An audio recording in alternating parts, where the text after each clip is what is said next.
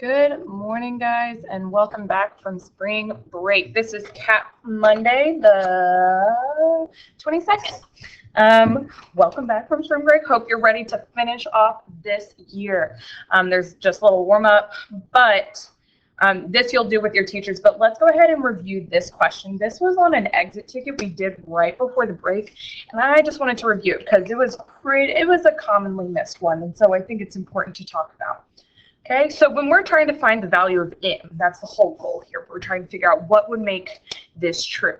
There's a couple of things we need to do. The first thing I want to always ask myself is what is happening to this variable? Okay, it's negative 5.2, and then it is getting multiplied by m. So sometimes it helps to put that little dot. A very common mistake that people made, they thought it was subtraction, and so they tried to undo that with addition. But remember, when there's nothing happening between the two, that means they are getting multiplied. So what operation undoes multiplication? The answer is division. In order to figure out this times this to get this answer, I need to divide, and that will give me the solution. So I'm going to cut this in half. And then to both sides, I'm going to divide both sides. I want to get m by itself, so I'm going to divide by negative 5.2.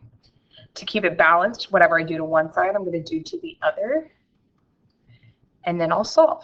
Okay, a number divided by itself cancels out. It's going to end up being 1. And so I'd just be left with m. Now I need to solve this. Now this is the second point. A lot of people made mistakes here as well. Okay, first off, I see that I'm dividing a negative by a negative, signs are the same. So my answer is going to be a positive number. If you want to put a little plus sign to remind you, you can. That was one mistake that we saw. The other one, if we actually set this up, 55.12 divided by 5.2. Now remember, we learned this back during the first semester. It's weird to do decimals, like to divide by a decimal. So what I can do is use the powers of 10. If I can move this over and I do the same thing over here and bring up the decimal. That way it's 52 instead of 5.2 because we don't really think in decimal terms. So 52, how many times does that go into 5? None. But it does go into 55 once. So that would be 52. Subtract, get my difference of 3, bring down the 1. Okay, so a lot of people got to this step, but then y'all saw, okay, 52 can't go into 31, and y'all automatically brought down this 2. But remember, before I can do that, I brought down a number. Can 52 go into 31? No, so I have to show that. I have to put that 0 up there. Quite a few people missed that and skipped that and just brought down that 2 next. Remember, that's like saying this, 31, and then go ahead, bring down that 2. Don't speed this too fast. KAP students are very guilty of speeding through work. So 52 goes into 312. I'm going to go ahead and say the answer is 6. And then you would find that is it. Okay, so m is equal to 10.6. Okay, remember when I say that m is equal to that, that means negative 5.2, my solution. If I did that times 10.6, that should get me negative 55.12. Of course, you can solve that out, but just using estimation, negative times a positive signs are different. Negative wins it. And then 5 times 10, that's going to give me 50 something. So that's a reasonable answer. Some people were giving like answers in the hundreds, and if you had just checked for reasonableness, you would see that does not make sense. Okay, so we're going to build off of this. So before the break, we were just doing one step. We were just solving one-step operations or one-step equations where we only had to undo one thing. We are, of course, going to spice it up just a little bit in KAP, and now we're going to have two-step equations. What that means is there's 2 operations that we have to undo. So we have multiplication here and subtraction we have to undo. So it's 2 steps. Okay, of course, we're going to start with modeling just to help us visualize it. It's just super helpful. And so I'll walk you through a few and then I'll sort of let you do it on your own. Okay, so just a few reminders. We always want to get x by itself. We want to isolate it. And there can be more than one x together, but no counters. Whatever you do to one side, you want to keep it balanced, so you have to do the same exact thing on the other. We will always want to find the value of just one x. So if I have multiple x's, remember we split the counters evenly. And then 2x means x plus x, 3x means there's x plus x, and so on and so forth. Okay, just a few reminders. So we started with this equation, 2x minus 5 is equal to 9. They said, oh, they rewrote it because of that subtraction. Remember, sometimes it's a little evil, so they kept the first term and added the opposite. This is the same thing as 2x plus negative 5 equals 9. So let's look at this model, 2x plus negative 5, 1, 2, 3, 4, 5, and then we want that to equal 9. And so these shaded in ones are the negatives, the open ones are the positives. Okay, so how we would model this. Again, I have two operations that I want to undo. I have multiplication and subtraction. The first thing I'm going to do is I'm going to get rid of these negative counters. I'm going to get rid of that subtraction. So the way to get rid of negative counters is with positives. Very good. So I'm going to add 1, 2, 3, 4, 5 over here. And to keep it balanced, I'm going to do the same thing up on this side. 1, 2, 3, 4, 5. Okay, we want to get rid of any zero pairs, so I see negatives and positives over on this side. This all cancels out, bye-bye. Over here, I don't have any zero pairs because they're all positives. So now that I have 2x is equal to, what is that, 9 and 5, 15, 14. Now again, remember, I want to find just one x, not 2. I want to split these to figure out 1. So if I have 14 total, and I'm splitting it amongst 2, each one would get 7. Very good. So I'm going to circle and say this goes to one guy. And I'm going to, of course, double check and say this is 1. So 1, 2, 3, 4, 5, 6, 7. 1, 2, 3, 4, 5, 6, 7. Very good. So x, just one x is equal to 7. Now, of course, we can model that. We modeled that, and I'm going to get to algebraically because we're not going to take our algebra tiles to the store when we're trying to solve equations. No way. So, of course, we want to split at the equal sign. That's where our teeter-totter is, or our seesaw. That's where the balance point is at the equal sign. So what did we do first? We got rid of the subtraction by adding. We did the opposite. We added 5, and whatever we did to one side, we do to the other. Okay, this is going to cancel out. I still have 2x. I haven't gotten rid of that 2 yet, but we're doing one step at a time. 9 plus 5, that is equal to 14. Okay, I'm not done. X is not by itself. I need to isolate it completely. So again, ask yourself, what is happening to x? I see that it's getting multiplied. So to undo that, I would divide. I'm going to divide by whatever it's getting multiplied by. So I'm going to divide by 2. Keep it balanced. Do the same thing over here. 2 divided by 2 cancels it out. That's just 1. I'm left with x. 14 divided by 2 is equal to 7. Okay? Of course, you can always check yourself. I say check yourself before you wreck yourself. If you put 7 in, 2, 7 minus 5 is equal to 9. This is the original equation, but I plugged in 7 for x. 2 by 7 is 14. Oops, sorry. Minus 5, does that equal 9? Yup. X is equal to 7. If you remember to graph, I always make my kids put 3 points. I want 7. I want my answer on there, and then a number below and the number above. I haven't said which one is the answer. I'm putting a dot, a filled-in bubble on 7 because I say that's the answer. Okay? So let's do one more, and then I'll let you do a few. I'm going to start with modeling. 4x plus 2 is equal to negative 6. So I'm going to start with 4 x's. 1.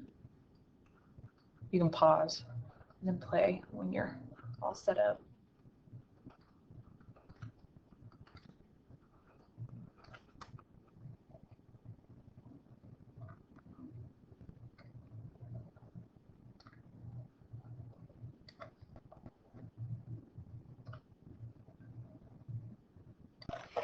Okay.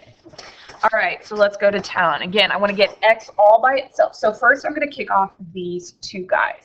I can't kick them off, but I can make 0 pairs. To get rid of 2 positives, I would put 2 negatives. So 1, 2. To keep it balanced, whatever I do to one side, I'm going to do to the other. Again, this is just a different color to show the different steps.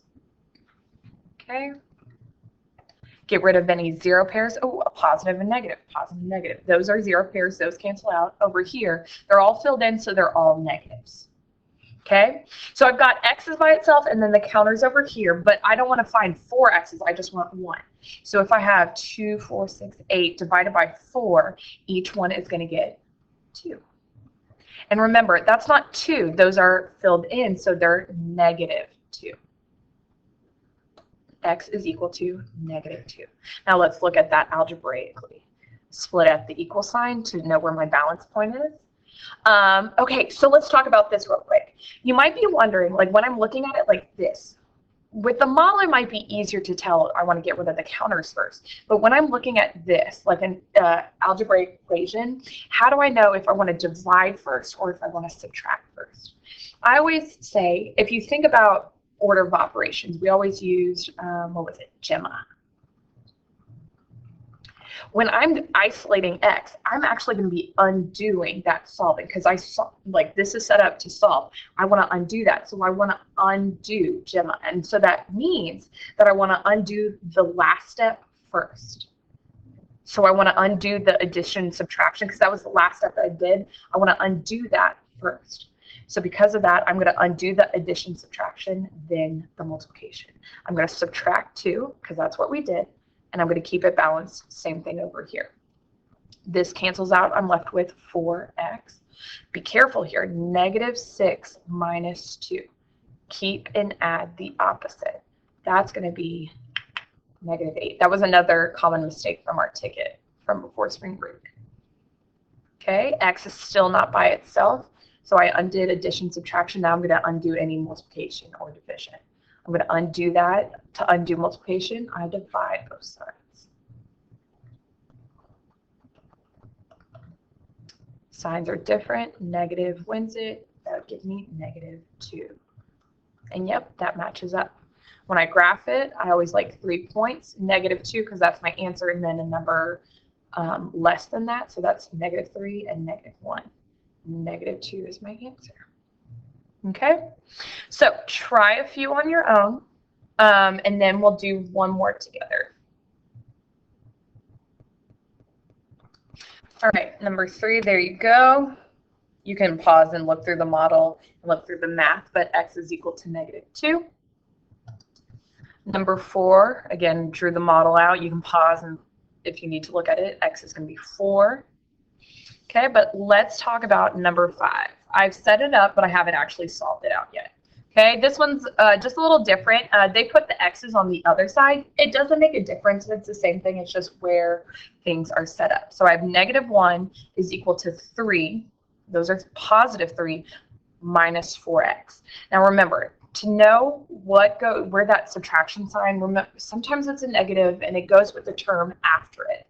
Remember, to help, we can also write this as negative 1 is equal to 3 plus negative 4x if we keep and add the opposite. So again, I see that negative or that subtraction would go with the x's, not with the 3.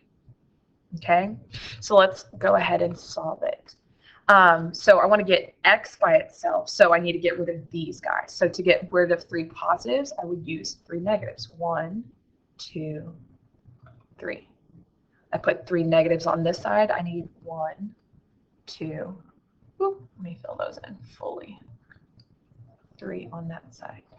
I get rid of any 0 pairs. I see, on the left side, those would all cancel out because that was the whole goal. But these are left by itself. Okay? Now, again, I don't want 4 x's. I want each one by itself. So each group, each one's going to get its own. But be very careful. This is saying that negative x is equal to, those are negative 1s. Each negative x is equal to negative 1.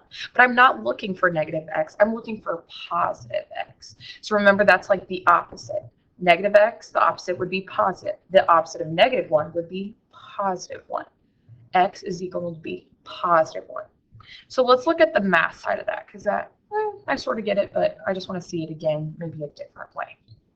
Split it at the equal sign to keep it balanced. I'm going to go ahead and rewrite this because, again, it's a little weird. So negative 1, I'm going to say equals, I'm going to keep and add the opposite. I'm going to keep the first term, but add negative 4x. Because again, I can see where that negative sign goes, or that subtraction sign, and it goes with the second term. So again, I want to undo gemma. So a neg, that's what I call it. I want to undo any addition or subtraction going on. The addition or subtraction is going on right here, and again, this is multiplying negative 4 times x. So first, to get rid of a positive 3, I would take away 3. I would take away 3. And that lines up because I added 3 negatives. This cancels out. Now be careful, plus negative 4x. I can just write that plus I've sort of gotten rid of. Negative 4x is left on this side. Negative 1 minus 3, negative 1 minus 3, keep and add the opposite. That's going to give me negative 4. Okay. And again, I want to get x by itself, so I want to undo this. I want to undo the multiplication with division. So I'm going to divide by negative 4. I'm going to divide by negative 4. Now just bear with me. Negative 4 divided by itself gives you 1. And I'll just have x. Sorry, my alarm's going off. I'm just left with x. And then over here, negative divided by a negative. Signs are the same. Positive 1 is going to be the gain. Okay? So maybe listen to that one more time and rewatch how I did it. But be careful with your negatives and positives. This is where we like to rewrite. Okay? 0, 1, 2, bubble, and fully. Okay, so we're just going to practice some more. You finish up that page, and then there's a worksheet for homework. Make sure you are practicing the model and the solve. You might see test questions with modeling, so that's why we have you practice. Check the key on Canvas and have a good rest of your day.